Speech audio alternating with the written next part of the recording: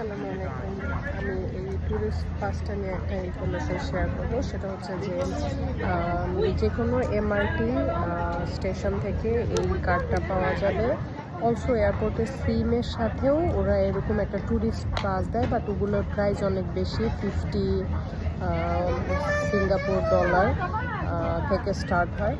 But এটা যেটা ওদের অফার ছিল হচ্ছে 18 সিঙ্গাপুর ডলার, 24 সিঙ্গাপুর ডলার এরকম হাই প্যাকেজে। বাট আমি আগে থেকে ইউটিউবে রিসার্চ করে গিয়েছিলাম। এটা হচ্ছে টপ আপ কার্ড। এটাতে ইনিশিয়ালি $10 রিচার্জ করার পর $5 কার্ডে থেকে যাবে, এটা পরে রিটার্ন করে দেওয়া হয়। আর বাকি $5 আপনি ইউজ করতে পারবেন। আর আপনার যদি প্রয়োজন হয় তাহলে হচ্ছে গিয়ে আপনি টপ আপ করে নেবেন। সো আই থিঙ্ক যারা কিনা 2-3 দিনের জন্য আসে, আমি যেমন 3 দিনের জন্য এসেছি, সো এটা আমার জন্য বেস্ট ডিল। সবসময় এমআরটি ইউজ নাও করা হতে পারে, তো আই থিঙ্ক এটা গুড ডিল। Thank you.